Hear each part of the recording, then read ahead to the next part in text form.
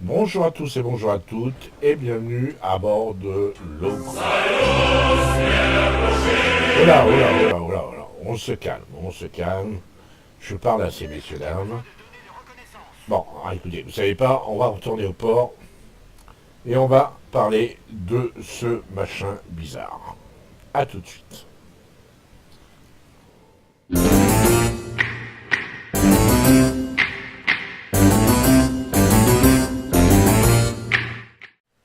Alors, nous voici en face de cette espèce d'ovni, là. Lokotnik, contre-torpille russe de rang 5. Alors, autant le dire tout de suite, ce navire n'a jamais existé, donc il n'y a pas d'historique à faire. Néanmoins, on peut dire deux, trois petites choses. D'abord, le projet a été proposé, mais même s'il n'a pas été porté, comment dirais-je, à exécution, il a été proposé dans les années 1917. L'idée pour les Russes, c'était effectivement de contrebalancer le fait qu'ils n'avaient pas beaucoup de croiseurs ni de vrais contre-torpilleurs dans leur flotte. Ils avaient un problème à ce niveau-là. Je rappelle que la bataille de Tsushima, 6 ans, 7 ans avant, était passée par là. Donc ils avaient encore le contre-coup, ils avaient perdu toute leur flotte dans cette bataille contre les Japonais. Et 10 ans après, 7-8 ans après, ils avaient besoin de temps pour trouver des navires capables déjà de compléter leur flotte et ensuite d'être suffisamment originaux et pour avoir un véritable caractère. Le Kotnik, pour le coup, avait du caractère, comme vous pouvez le constater. Ce long machin, parce que c'est vraiment un long machin, possède 7 canons. Ce sont des canons de 130, ce qui est déjà correct. Et on va regarder ça ensemble. 4 sets de 3 torpilles. Voilà. Donc 7 canons plus 4 sets de 3 torpilles, faut trouver où les mettre. Hein. Et comme les Russes avaient choisi non pas de doubler les canons, de faire des toiles doubles, à l'époque ça n'existait pas sur les contre-torpilleurs, on n'y pensait pas trop encore, en 1917, c'était des canons simples. Donc déjà, je ne sais pas si vous imaginez, il fallait une certaine longueur. Alors pour info, ce contre-torpilleur a quand même a quand même quelques qualités, je vais y arriver. Une vitesse maximale de 34 nœuds, ce qui est assez correct. Mais c'est surtout le problème, c'est sa dissimulation. Il est détecté à 5,7 km, ce qui est assez peu compte tenu de la longueur et de la taille du navire. Sachant qu'il a, comme tous les Russes, de matière, des torpilles à 4 km. Là, c'est 4,5 km même. Mais ce sont des torpilles, vous êtes contrebalancé par le fait que ce sont des torpilles qui vont assez vite. 62 nœuds, ce qui est quand même ce qui est intéressant. Ensuite, il y a vraiment les qualités qu'ont les Russes, hein, une très bonne MP et une OHE qui met pas mal d'incendies éventuellement. Alors voilà pour la présentation. On va maintenant passer en bataille avec l'Okotnik. Et ensuite, déjà, on va revoir un peu de quoi est capable ce navire. Et là, j'avoue que moi, j'ai du mal avec ce navire, pour l'instant, à le prendre en main. Donc, c'est pas moi, mais c'est notre papy national qui m'a proposé ce gameplay que j'ai trouvé très intéressant parce qu'il est très agressif avec. Et ça, j'imaginais pas qu'on pouvait être agressif avec un Okotnik. Mais je vous en laisse juste. A tout de suite en bataille.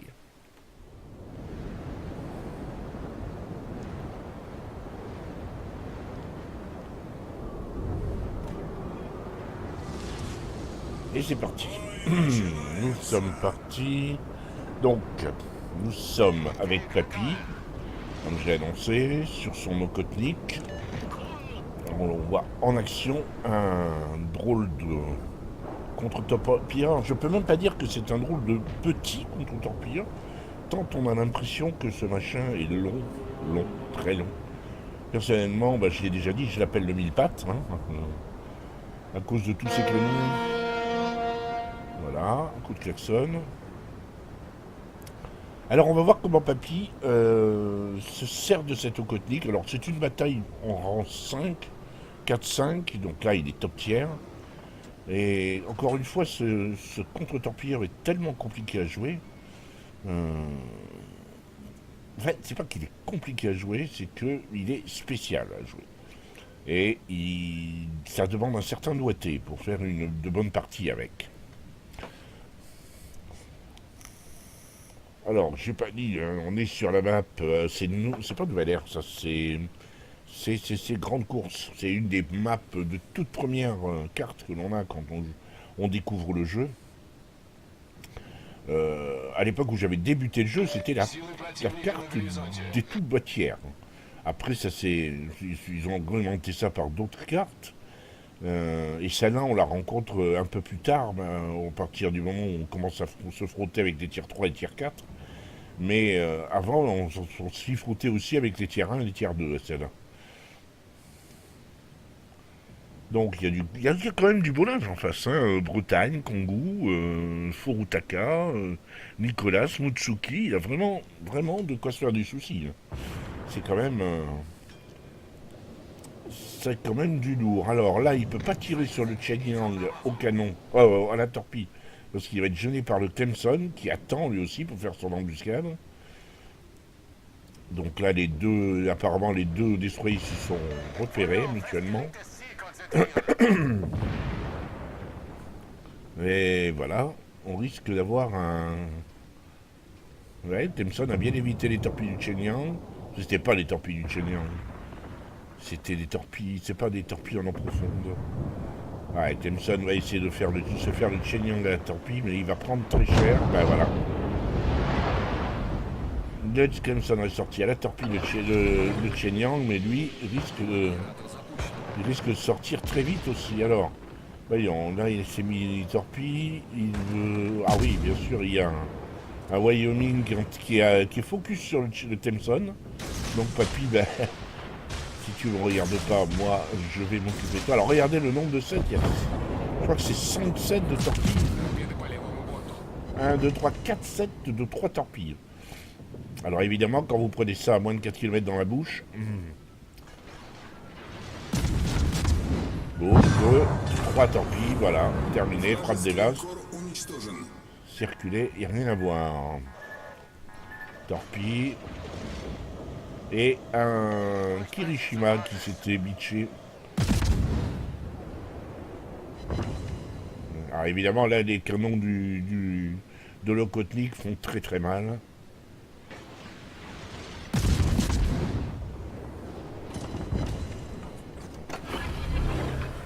Même si c'est quand même un cuirassé qui le regarde, qui essaye de choper, de deviner le point de départ de...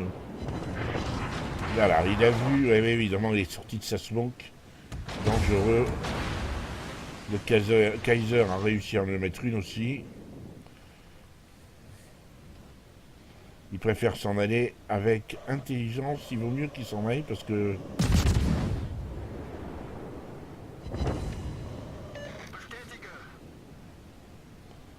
Il est parti au bon moment. Le Kongu n'avait pas... Enfin, le Kirishima n'avait pas eu le temps de recharger. Heureusement pour lui, parce que à cette distance, moi, avec un Kirishima... Ouais, regardez, le destroyer, je le découpe en morceaux avec un Kirishima. À cette distance...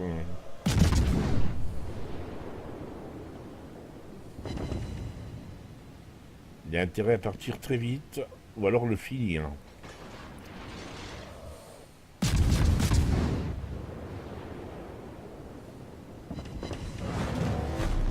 Aide à la capture, ça c'est pas mal aussi. Et voilà, plus de Nishijushi a fini de Kirishima, qui a été puni de s'être empalé dans l'île. Là, il est un peu loin, là. Il est vraiment un petit peu loin. Mutsuki. Il faut se servir réellement, comme je l'ai dit, hein, je crois que je l'ai dit. Le Kotnik, il faut vraiment s'en servir comme un chasseur de DD, mais il n'y a malheureusement pas le choix. C'est comme tous les Russes. Le problème, c'est que le nombre de canons comme ça en enfilade, qui sont l'un derrière l'autre, rendent le navire assez impropre au tir rapide et, comment dirais-je, efficace, puisqu'il faut aligner tous les canons. C'est extrêmement compliqué. Là, ici, Jushi Bretagne, peut-être le Bretagne, mais après l'île. Là, le Bretagne a l'air de revenir. Ah, les deux cuirassés, oui, ils restent bien au fond. Hein. Ils poussent pas vraiment. Faut dire qu'ils ont déjà pris une sacrée raclée, les rouges. Ça les a un petit peu calmés. Alors il se dit qu'il y a Торпеды peut-être слева encore по des борту. torpilles à mettre au but. Il Торпеды s'approche. слева по борту. Le Bretagne, oui, il est bien le Bretagne. Il va droit. Voilà, le Bretagne, regardez bien la minimap, va intercepter la course des torpilles. Voilà, il tourne. Il faut vite, vite, vite, vite, vite mettre les torpilles parce que. Non, là, c'est bien joué. Ça servait à rien. Par contre, il se fait repérer pour rien. Les Shijushi ne lui a pas tiré dessus. Un coup de bol. Donc il faut qu'il se casse parce que l'Ishijushi ne s'en occupe pas, c'est vrai. Non, il se casse pas. On va le regarder. Et il se casse pas. Il va chercher à intercepter l'Ishijushi qui est occupé ailleurs. Ouais, qui n'est plus occupé ailleurs. Ah oui, en plus il a Yamamoto Izokuru, c'est ce qui explique que les obus soient roses. Et si les obus sont comme ça, la trajectoire est rose, ça veut dire que c'est un excellent joueur. Torpilles qui ont, à mon avis, peu de chance, compte tenu de la vitesse de l'Ishijushi et de sa course. Très peu de chance de porter. Mais ça fait toujours peur, parce qu'on sait jamais très bien. Ah, il aurait pu se faire finir. Il l'a au moins écarté. Par contre, il devrait regarder derrière lui. Il y a un croiseur. Je crois que c'est le Furutaka. C'est le Furutaka, c'est le dernier croiseur qui en reste. Il est juste derrière lui à portée de ses torpilles. Regardez, il lui reste 548 points de vie. Le Furutaka, donc ça y est, il s'est éloigné. Dommage.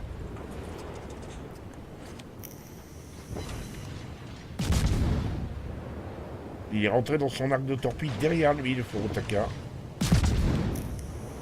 Ah, il est mort. L'Ishijushi qui l'a sorti.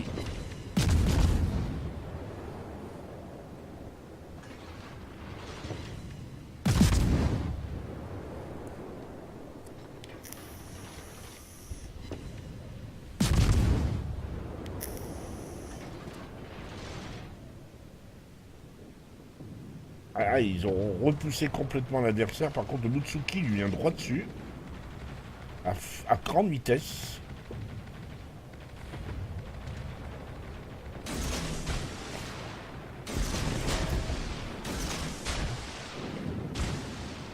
Et là, ça risque de faire très mal au Mutsuki. Qui visiblement n'avait pas prévu de croiser un Okotnik. Вражеский эсминец потоплен. Bien joué. Et là, ce serait complet. Là, s'il sort l'Isokazé dans la foulée.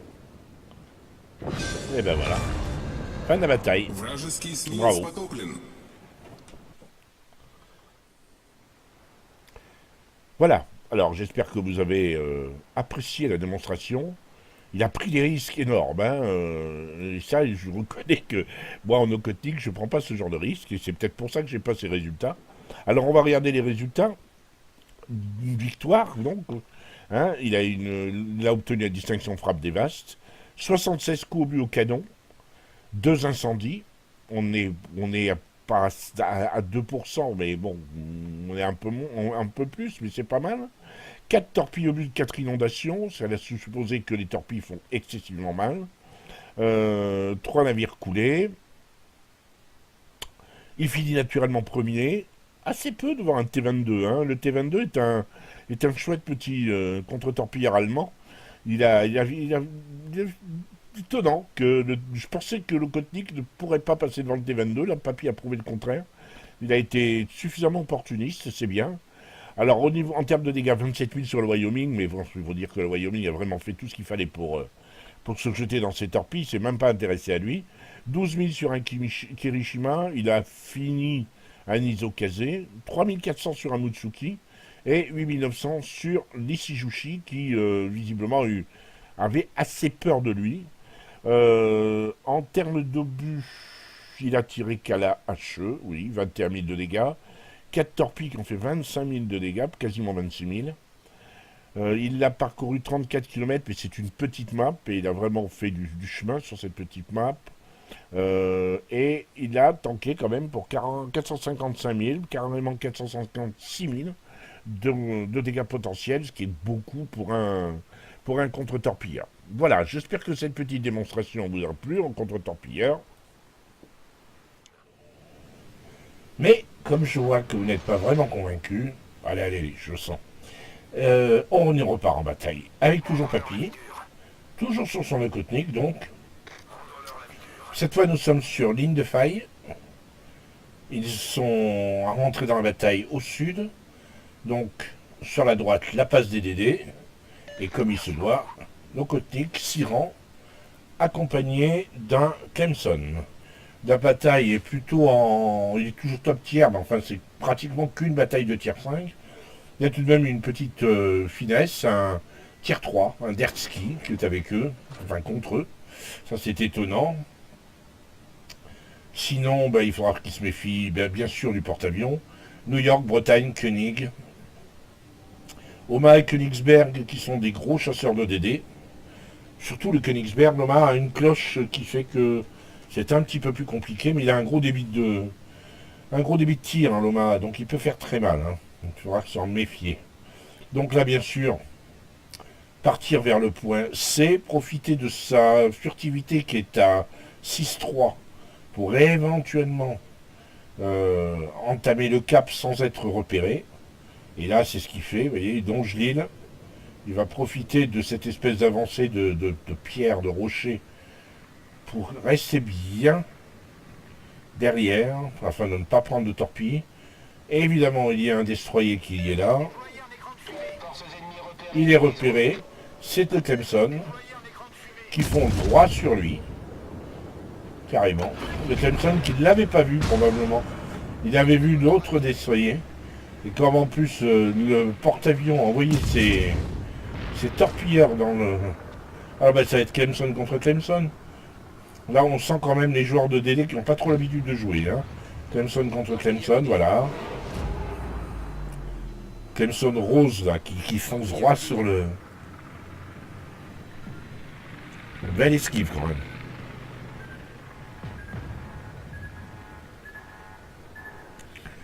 Foncer droit devant lui comme ça, c'est extrêmement risqué. Alors, est-ce que l'autre Clemson ne se serait pas quelque peu... comment dirais-je, starcadé? Voilà, boum. Le Clemson, mais boum, torpille sur le Clemson Rose. Donc, mais il faudra quand même qu'il se méfie. Je prévois l'arrivée d'un cuirassé dans le coin. Est-ce que je me trompe? Me trompe-je ou me trompe-je pas? Pour l'instant, il capte. Qu'est-ce que je disais? Cuirassé, un Koenig en plus. Mais il profite de sa dissimulation et d'être derrière le nuage de torpille. Clemson s'est pris un tir un petit peu à l'arrache du Koenig, mais qui a été chanceux. Alors là, il est en train de toujours de caper. Le Koenig doit voir que le point C continue à être capé, donc il doit se dire il y a un autre destroyer. Donc Okotnik fonce dans la smoke du Clemson. C'est du brouillard américain, vous voyez, il y en a encore pour 80 secondes. Elle est très très longue. Il va pouvoir en profiter et éventuellement poser la sienne par-dessus le marché, même s'il y a un Omaha qui arrive. Bon, voilà, quoi, le Koenig semble pas du tout redouter la présence de l'Okotnik qui fonce droit devant lui.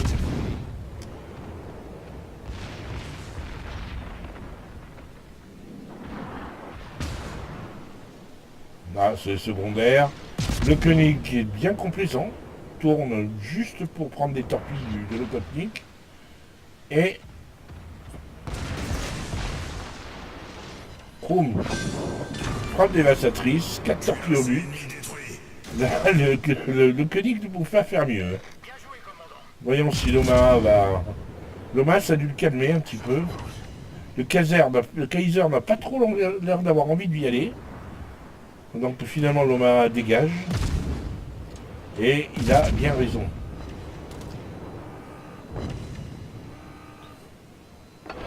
Néanmoins, Lokotik a déjà récupéré 2 sets de 3 torpilles. Il fait fuir l'Omaha. Le Kaiser est en train de s'approcher un petit peu, mais... Ah, et oui, voilà les torpilles d'Omaha. Bien essayé. Mais a priori, ça a été lancé avec un set large. Puis arriver à torpiller un destroyer de cette manière, pour l'Omaha, il faut quand même une certaine dose de chance.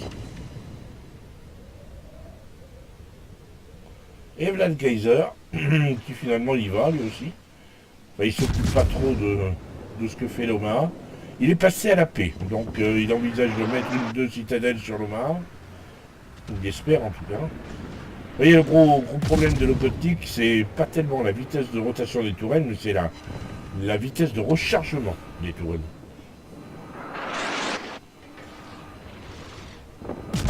Bon, là, oui, il y a près de 10 secondes. C'est beaucoup. 10 secondes, c'est beaucoup pour un destroyer. C'est presque le reload d'un croiseur. Finalement, le Kaiser n'y va pas.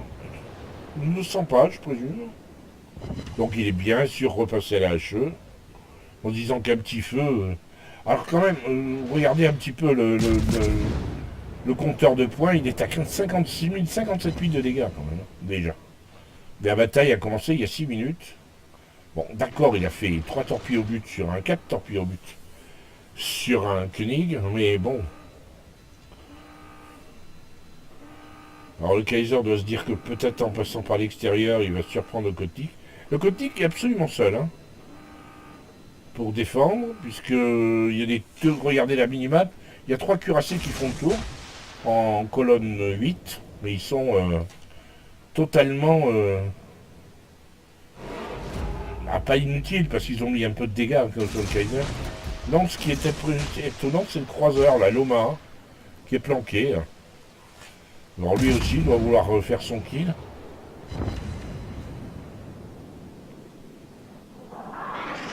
À mon avis, les torpilles...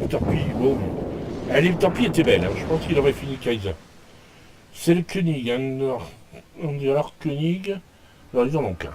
Il y a 2 Julio César en division, mais qui doivent être de l'autre côté, je suppose. Regardons avec qui était le Koenig. Non, il se met précisément avec les 2 Julio César. Un peu étonnant, les 2 Julio César qui étaient à l'arrière. Maintenant, il s'agit d'aller refermer la mâchoire dans le dos des rouges qui tiennent B. Les cuirassés sont montés un petit peu haut, je trouve. Les Julio César n'avaient pas forcément besoin de monter. Mais bon, pour l'instant, l'écart est quand même assez suffisant. Ils ont perdu que 2 destroyers. En face, ils ont perdu 2 cuirassés, un croiseur, un DD. C'est beaucoup. Donc là, ils se pointent vers le Kaiser et un Bretagne. Méfiance quand même, le Bretagne peut faire très très mal. Et là, ça c'est, comment dirais-je... Je sais pas qui c'est qui lui dit ça. Kampflandorf, qui lui dit qu'il va lui mettre plus 1. Parce qu'il a tenu la baraque. Il l'a fait façon Gandalf. Donc il va lui mettre effectivement un plus 1. On regarde qui c'est qui lui dit ça, parce que Hans Langdorf, c'est Loma. Loma qui le suit d'ailleurs. Loma qui est derrière lui. Voilà. Et il lui dit qu'il va lui mettre un plus 1 parce que, bravo. C'est bien. Ce qu'il a fait, la manière dont il a pris C avec autorité. En tout cas, c'est la preuve que Lokotik se joue agressif. Clairement agressif. Ça, c'est la paix, mais je sais pas. Ouais, ah non, il tire à la paix. C'est volontaire. Il essayait de mettre des dégâts, je présume, dans les superstructures. Et là, bon, je crois que le Bretagne, s'il n'est pas mort avant, va découvrir... Non, il tourne. Il tourne. Il tourne un peu sec en plus. Voilà, le Bretagne est mort de toute façon avant. Le Derski qui est toujours vivant, le tiers 3. C'est surprenant. Papy ne s'en occupe pas.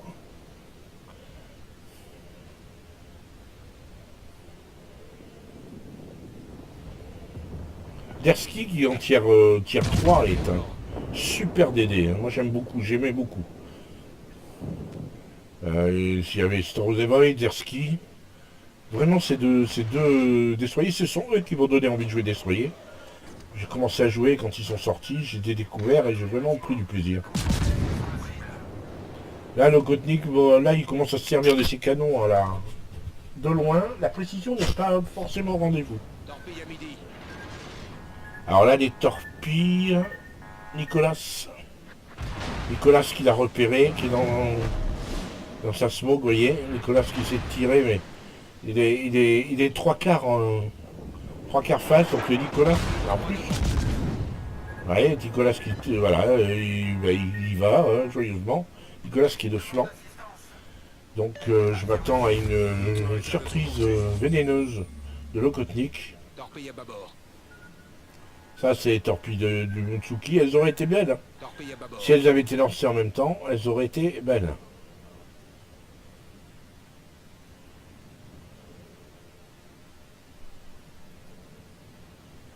Et le Loma qui explique à Papy qu'il est derrière et qu'il est là pour le soutenir. Je crois que Loma va peut-être se manger une ou deux torpilles. Hein. Peut-être. Le Nicolas qui a quitté son nuage de fumée. Notre équipe a pris l'avantage. Et s'est enfui. Et vu l'angle, effectivement, c'est dans ce sens-là qu'il s'est enfui. Et voilà, ils sont là tous les deux. Oh là là. Bon. Voilà, ça fait un. Ça fait très très mal. Les canons de Lokotnik, comme vous avez 7 obus qui vous arrivent comme ça. Regarde ça. Boum. Il y a peu de destroyers, même en haut tiers, qui font autant de dégâts. Près de 2000 à la HE. Torpille droit devant. Là, il va se servir de la carcasse. Hey, la carcasse a bien fallu bouger un mauvais tour. Ça se joue pas grand chose, mais là, la Mutsuki a bien joué le coup. Je crains que Lokotnik. Voilà. Le Mutsuki a bien joué le coup. Il a gardé ses torpilles jusqu'au dernier moment. Mais incontestablement, Lokotnik a fait la game. Il a fait ce qu'il a pu. Avec les félicitations du jury, parce que là, c'est une bataille qui est peut-être encore plus impressionnante que la première, vraiment.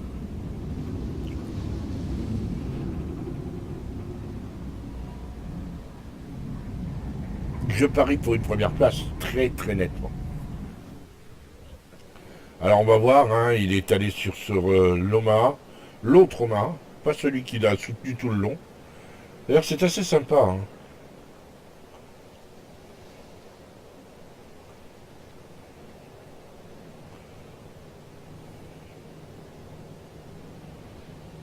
J'ai l'impression que l'Oma lui a dit qu'il était derrière mais qu'il n'avait pas de solution de tir. Ou pas eu assez de réflexes pour tirer sur le Mutsuki. Alors ça c'est... oui. Non mais ça on voit pas. Il est... Regardez, un Oma très abîmé. Il lui reste très peu de points de vie. Ils sont à la chasse du dernier cuirassé, le New York. Mais la bataille a été relativement sympathique. Et là, vous voyez, ils n'ont pas besoin de s'embêter à couler New York. De toute façon, New York, en plus, il va tomber sur... Il y a 2 Jules César qui leur arrivent dessus. 2 même. Donc, pour New York, risque d'avoir un petit peu chaud. Mais l'Oma qui a soutenu continue à lui dire à Papy qu'il a fait un très grand travail. A great job.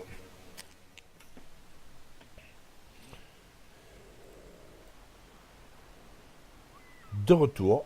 Alors, de retour au port sur le Kotnik, à Yokosuka. Avec une magnifique vue de ce soleil couchant. On s'en lasse pas.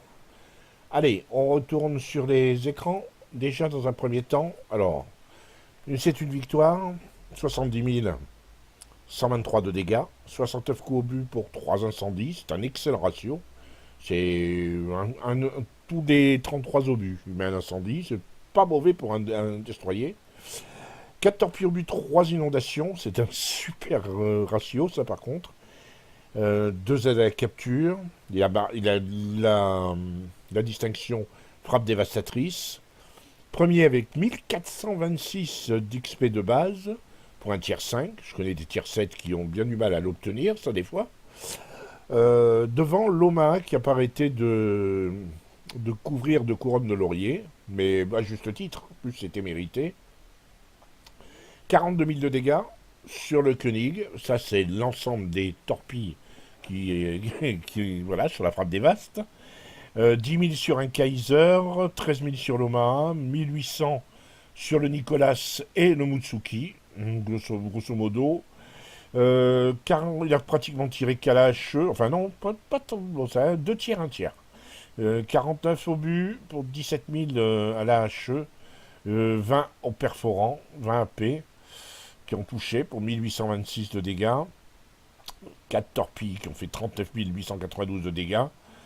Pas d'inondation recensée, l'inondation, mais le navire a coulé, donc il n'a pas fait de dégâts d'inondation. 11 000 de dégâts à l'incendie, ça c'est excellent.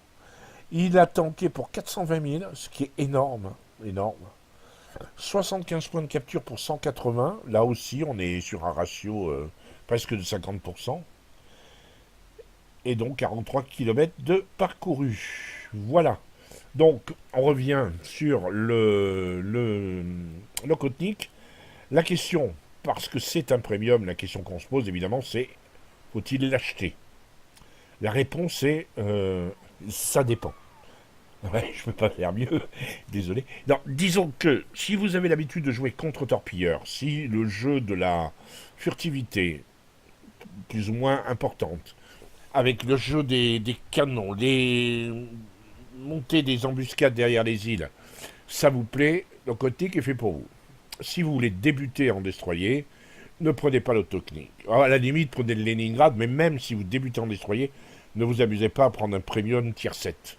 Entraînez-vous d'abord avec les DD qui sont dans l'arbre technologique, mais le Kotnik est clairement pour les joueurs confirmés de destroyer ou les très bons joueurs de destroyer, parce que vous allez prendre très très cher très souvent avec le Kotnik, et il ne faut pas que vous soyez découragé de jouer destroyer parce que vous avez choisi le mauvais premium. Inversement, si vous jouez un bon joueur de destroyer, le Kotnik ne vous décevra pas. Et même, vous saurez apprendre de vos erreurs. Voilà, j'espère que cette vidéo vous a plu. On va se quitter avec la vue que j'aime par-dessus tout. Voilà. Un splendide soleil couchant. Le Kotnik qui serait presque élégant comme ça. Enfin bon. Je vous souhaite une bonne soirée, une bonne journée, une bonne matinée. Et à très bientôt, si vous le voulez bien.